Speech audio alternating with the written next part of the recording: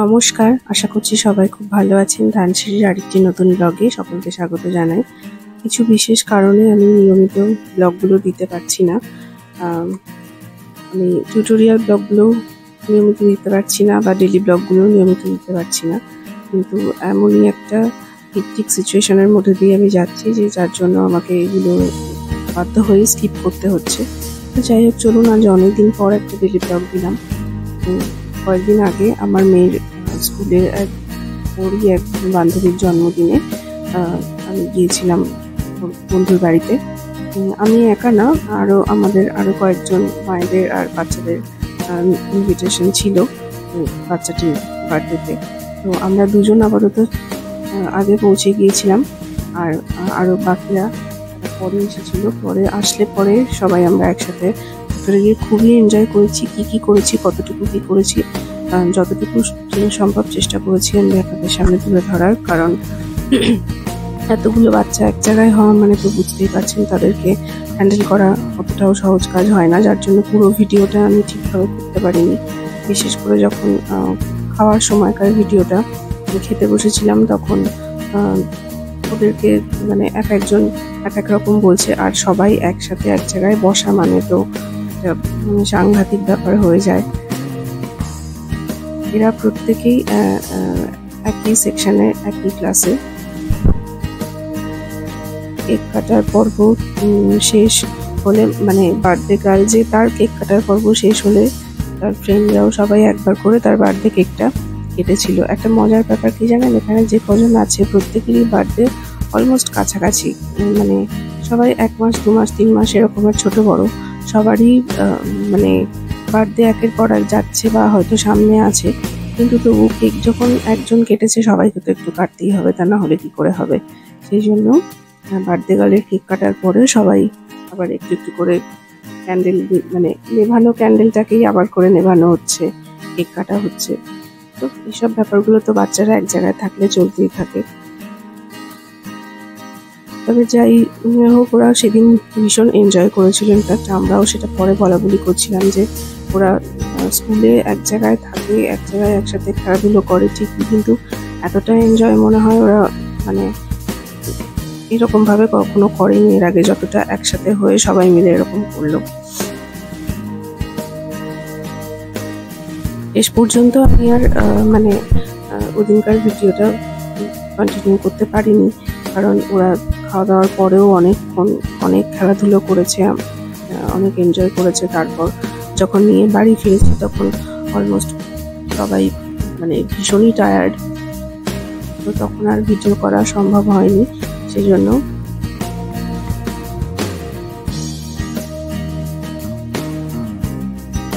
বাড়ি ফেরা পর্যন্ত লাস্ট আর আমি ভিডিওটা করতে পারি। তবে আজকে এই ভিডিওর সাথে সাথে একটা রান্নার রেসিপিও শেয়ার করেছি। অনেকদিন ভাবলাম কোনো রান্নার রেসিপি শেয়ার করা হয় না, তাই কয়েকদিন আগে আমি বানিয়েছিলাম ভেটকি মাছ দিয়ে ফিশ ফ্রাই, বাড়িতেই বানিয়েছিলাম। সেই রেসিপিটাই আপনাদের সাথে শেয়ার করেছি।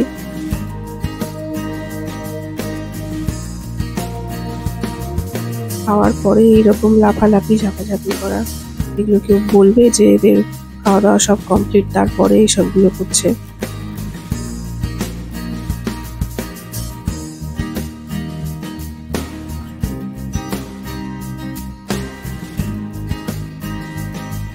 তবে এখন এই ভিডিওগুলো দেখলে মনে হয়, ব্লগটা এডিট করতে করতে আমি ভাবছিলাম এই লাইফটাই মনে হয় সব থেকে সুন্দর, সব বেস্ট টাইম। প্রত্যেকটা মানুষের লাইফে সব থেকে সুন্দর মুহূর্ত মনে হয় এই সময়গুলোতেই মানুষ কাটিয়ে আসে। কারণ যত বড় হবে তত বিভিন্ন রকমের জটিলতা, বিভিন্ন রকমের ঘেরাটোপের মধ্যে নিজেকে আটকে ফেলতে হয়, সে ছেলে হোক কি মেয়ে হোক, উভয় কি। যাই হোক, বার্থডে পর্ব ওখানেই শেষ করতে হয়েছিল আমাকে, তারপর ভিডিও আর কন্টিনিউ করতে পারিনি। চলুন এবারে যে রেসিপিটার কথা বলছিলাম সেটা শেয়ার করি। ফিশ ফ্রাই ভেটকি মাছ কেন, অনেকে রুই মাছ বা কাতলা মাছ দিয়েও করে থাকেন আমি দেখেছি, তো আমি ভেটকি মাছ দিয়েই করেছিলাম। আর অনেকেই এটা এখন বাড়িতে করে থাকেন, তবে যারা নতুন করছেন, নতুন ট্রাই করছেন, তাদের জন্য হয়তো হেল্পফুল হবে আমার এই রেসিপিটা। আমি মাছের ফিলেগুলোকে ভালো করে ধুয়ে পরিষ্কার করে জল ঝরিয়ে নিয়ে এবারে নুন, হলুদ, লেবুর রস, একটু গোলমরিচের গুঁড়ো, আদা বাটা, আর এই যে পেস্টটা দিলাম এর মধ্যে রয়েছে ধনে পাতা, পুদিনা পাতা, কাঁচা লঙ্কা আর কয়েক কুচি রসুন আর অল্প সামান্য একটু নুন রয়েছে। এটা দিয়ে একসাথে মাখিয়ে সামান্য একটু সর্ষের তেল দিলাম। এটা তেলটা অপশনাল, তেলটা কেউ চাইলে দিতেও পারেন, নাও দিতে পারেন, তবে আমার মনে হয় এই ম্যারিনেশনের সময় একটু সর্ষের তেল দিয়ে মাখিয়ে রাখলে ম্যারিনেশনটাও খুব ভালো হয়। আর একটা মানে সর্ষের তেলের যে একটা ঝাঁঝ সেটাও মাছটার সাথে বেশ মিশে থাকে। এটা ম্যারিনেট করার মানে আমি ওভারনাইট এটাকে ম্যারিনেট করে রেখেছিলাম। তারপর যেহেতু আমার মাছটা বেশি ছিল সেই জন্য ডিমটাও আমাকে একটু বেশি নিতে হয়েছে। আর এই যে ব্রেড ক্রাম্বসটা, এটা আমি নিজে বাড়িতেই বানিয়েছিলাম। ব্রেড ক্রাম্বসটা কি বানিয়েছিলাম, কিভাবে কি দিয়ে বানিয়েছিলাম সেটা পরে যদি কখনো বানাই আরেকবার আমি সেটা আপনাদের সাথে শেয়ার করবো। কারণ ব্রেড ক্রাম্বসটা যখন আমি তৈরি করেছি তখন আর এটা আমার ভিডিও করা হয়নি, অনেকটা রাতের দিকেই করেছিলাম তো তখন আর ভিডিও করা হয়ে ওঠেনি। আর আমি মাছগুলোকে ডাবল কোট করে ভেজেছি। তবে একটা কথা বলি, যেহেতু আমি এটা বাড়িতে কোট করে ভেজেছি, মানে নিজেদের খাওয়ার জন্য কোনো গেস্ট বা কারোর আসার ব্যাপার ছিল না বলে আমি খুবই পাতলা কোটিং করেছিলাম। আপনারা চাইলে আপনাদের ইচ্ছে মতন, মানে যদি কেউ চান যে আমি একটু বেশি কোটিংটা করে খাবো, একটু মোটা করে কোটিং করে খাবো, যেরকমটা রেস্টুরেন্ট বা কোনো অনুষ্ঠান বাড়িতে হয়, সেরকমটা নিজেদের ইচ্ছে মতন করে নিতে পারেন। এটা আমি হালকা কোটিং করেছি বলেছি সবাইকে হালকা করতে হবে তার কোনো মানে নেই। তবে আমার মনে হয় একটা ভালো মাছের টেস্টটা পুরোপুরি পাওয়ার জন্য কোটিংটাকে বেশি না মোটা করাই ভালো, একটু হালকা কোটিং থাকলেই ভালো হয় তাতে। আর আমি এই যখন কোটিং করছিলাম মাছগুলোকে আমি আগে থেকে পুরোটাই কোটিং করে রেখেছিলাম, রেখে পরে ফ্রাই করেছি। আবারও কিছুক্ষণ ফ্রিজে আমি রেখেছিলাম। এটাও মানে ফ্রিজে যে রাখতেই হবে কোট করার পরে তেমনও কোনো মানে নেই, তবে এইভাবে কোটিং করে আপনি 2-4 দিন ডিপ ফ্রিজে রেখে দিতে পারেন, যে 2-4 দিনের মধ্যে যদি আবারও করার প্ল্যান থাকে। এতে মাছের অসুবিধা হয় না, ভালোই থাকে, তবে খুব বেশি দিন না রাখাই ভালো। 2 দিন ম্যাক্সিমাম ঠিক আছে, 2 দিন খুব বেশি হলে 3 দিন। আর কোটিং করার পরে এরকম ছুরি দিয়ে পাশগুলোকে চেপে চেপে একটু শেপটাকে ঠিক করে নিতে হবে, পুরো স্কোয়ার শেপটাকে আনার জন্য। তা না হলে মাছগুলো যখন কাটা হয়, মাছগুলো কাটতে গিয়ে তো এদিক ওদিক থেকে অনেক সময় কেটে যায় বা একটু চিড়ে যায়, বা ধোয়ার সময়তেও অনেক সময় হয়। এই জন্য কোটিং করার পর এরকমভাবে ছুরি দিয়ে 4-5টা চেপে চেপে দিলে সুন্দর স্কোয়ার শেপটা আসে।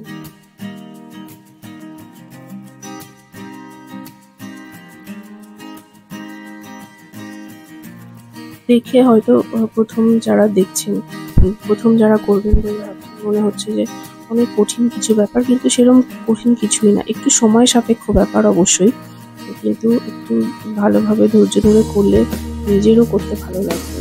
মানে 2-1বার যদি আপনারা করে থাকেন কিন্তু বুঝতে পারবেন যে এমন কিছুই কঠিন ব্যাপার নয় জিনিসটা। একটু একটার পর একটা স্টেপগুলোকে মনে রেখে আর ঠিকঠাকভাবে ইনগ্রিডিয়েন্টসগুলো কখন কোনটা করে কি অ্যাপ্লাই করতে হবে না হবে সেগুলোকে করতে পারলেই পুরোটা সুন্দরভাবে করা যেতে পারে। আর ভাজাভুজি আমার মনে হয়, যদিও সবসময় সবকিছু বাড়িতে করা সম্ভব হয় না, সেটা 100বার ঠিকই, অনেক সময়তেই আমাদেরকে বাইরে থেকে কিনে এনে খেতে হয়, তবে যতটা সম্ভব বাড়িতে করাই ভালো। কারণ বাড়িতে যে জিনিসটা আমি ফ্রেশ তেলে ফ্রেশ জিনিস দিয়ে করবো, অনেক সময় বাইরে থেকে নিয়ে আসলে সেটা ভালো নাও হতে পারে।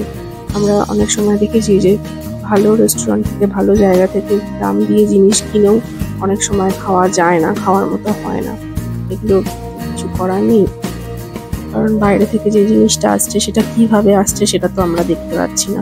তো যাই হোক, চেষ্টা ওই জন্য সবসময় করা ভালো যে বাড়িতেই জিনিসটাকে তৈরি করে নেওয়া। যাই হোক, এখানে কড়াইতে আমি মোটামুটি পরিমাণ মতো তেল দিয়ে দিয়েছি, কারণ এটাকে তো ছাকা তেলেই ভাজতে হবে, এটা শ্যালো ফ্রাই করাটা তো সম্ভব নয়, করতে হবে। তেলটা গরম হয়ে গেলে এখানে ফিশ টুকরো বা মাছের সামান্য একটা অংশ কাছ থেকে যদি নিয়ে একটু দিয়ে রাখলে রুটিটা ভালোভাবে ফুলে যাচ্ছে, তাহলেই বুঝতে পারবে যে তেল গরম হয়ে গেছে।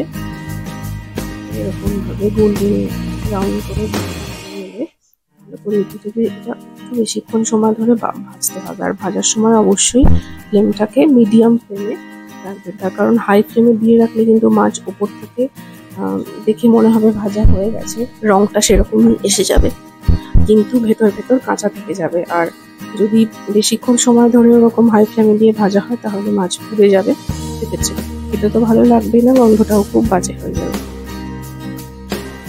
এরকম ভাবে প্রতিটা ফুলে এক একবার করে করে ভেজে নিয়ে, অনেক সময় অনেকে কি করেন, যদি বাড়িতে গেস্ট আসার থাকে এইরকম ভাবে একবার করে ভেজে রেখে দেন, আবার সার্ভ করার সময় আরেকবার করে ভেজে নেন। তো যাই হোক, আজকের রেসিপিটা কেমন লাগলো আমাকে জানাবেন। ভালো লাগলে একটা লাইক করবেন, কমেন্ট করবেন, শেয়ার করবেন, আর চ্যানেলটা সাবস্ক্রাইব করে পাশে থাকা বেল আইকনটা প্রেস করে দেবেন, যাতে পরবর্তী ভিডিও আপলোড করার সাথে সাথে নোটিফিকেশন সকলের কাছে পৌঁছে যায়। আজকের ভিডিওটাই অবধি থাক, দেখা হবে পরবর্তী আরেকটা ভিডিও। নমস্কার।